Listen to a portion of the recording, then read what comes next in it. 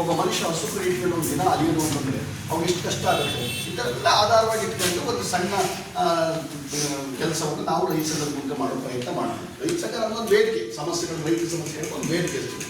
ಹಾಗಾಗಿ ನಾಳೆ ನಮ್ಮಲ್ಲಿ ಬೋರ್ಡ್ ರಮೇಶ್ವರ ಬೆಳಿಗ್ಗೆ 10 ಗಂಟೆಗೆ ಒಂದು ಉದ್ಘಾಟನೆ ಆಗ್ತದೆ.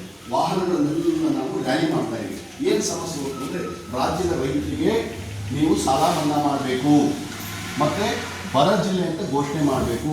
ಹಾಗೆ ಇನ್ನು ಬೇರೆ ಬೇರೆ ಥರದ ವಿಚಾರಗಳಿದ್ದಾವೆ ಜಿಲ್ಲಾ ಮಟ್ಟವೆಲ್ಲ ಇಟ್ಕೊಂಡು ನಾಳೆ ಪ್ರತಿಭಟನಾ ರ್ಯಾಲಿ ಮಾಡ್ತಾ ಇದ್ದೀವಿ. ವಾಹನಗಳು ಮೊದಲಿಗೆ ಈ ಟ್ರ್ಯಾಕ್ಟರ್ಗಳು ಹೋಗ್ತವೆ 50, ಆಮೇಲೆ ಟಿಪ್ಪರ್ಗಳು ಹೋಗ್ತವೆ, ಆನಂತರ ಆಟೋಗಳೆಲ್ಲ ಸಪೋರ್ಟ್ ಮಾಡ್ತಾರೆ. ಆಟೋ ಸಂಘಗಳು ಕೂಡ ರೈತರಿಗೆ ಹೋಗ್ತವೆ, ಅವರು ಆಟೋಗಳೆಲ್ಲ ಹೋಗ್ತವೆ. ಅದಾದ ನಂತರ ಕಾರು ಜೀಪ್ಗಳೆಲ್ಲ ಹೋಗ್ತವೆ, ಅದಾದ ನಂತರ ಬೈಕ್ಗಳೆಲ್ಲ ಹೋಗ್ತವೆ. ಈ ಒಂದು ವಾಹನ ಚಳವಳಿಯನ್ನು ಇಲ್ಲಿಂದ ಹಿಡಿದು ಸೀದಾ KM ರಸ್ತೆ, IG ರಸ್ತೆ ಎಲ್ಲ ಹನುಮಂತ ಸರ್ಕಲ್ಗೆ ಹೋಗಿ, MG ರಸ್ತೆಗೆ ಹೋಗಿ, ಅದರ ಸರ್ಕಲ್ಗೆ ಹೋಗಿ ಗಾಡಿಗಳನ್ನ ಅವರ ಮನೆಗೆ ಹೋಗ್ತಾರೆ.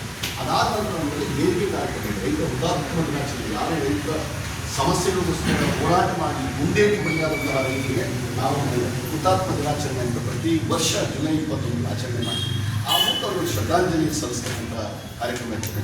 ನಾವು ನಿಮ್ಮಲ್ಲಿ ಇವತ್ತು ಏನಕ್ಕೆ ಬಂದಿರೋದು, ನಾಳಿನ ಕಾರ್ಯಕ್ರಮಕ್ಕೆ ನಮ್ಮ ವೇದಿಕೆಗೆ ತಾವು ಬಂದು ಉಪಸ್ಥಿತಿ ಇದ್ದರೆ ಅನೇಕ ಸಂಘ ಸಂಸ್ಥೆಯವರು, ಸಂಘಟನೆಯವರು ಆ ರೈತ ಸಮಸ್ಯೆಗಳ ಬಗ್ಗೆ, ರೈತ ಹುತಾತ್ಮ ದಿನಾಚರಣೆ ಬಗ್ಗೆ ಮಾತಾಡ್ತಾರೆ.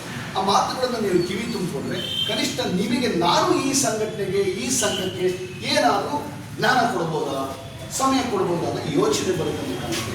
ನಿಮ್ಮೆಲ್ಲರೂ ಹಿರಿಯರನ್ನ ನಾವು ನಿಮ್ಮಷ್ಟಕ್ಕೆ ನಿಮ್ಮನ್ನು ಬಿಡುತ್ತೆ, ನಾವು ನಿಮ್ಮ ಮಕ್ಕಳಾಗಿ ನಮ್ಮ ಜೊತೆ ನಿಮ್ಮ ತಂದೆ ತಾಯಿಗಳಾಗಿ ಇಟ್ಕೊಳ್ಬೇಕು ಅನ್ನೋ ಆಸೆಯಿಂದ ನಿಮಗೆ ಬಂದು ಕೇಳ್ತಾ ಇದ್ದೀವಿ.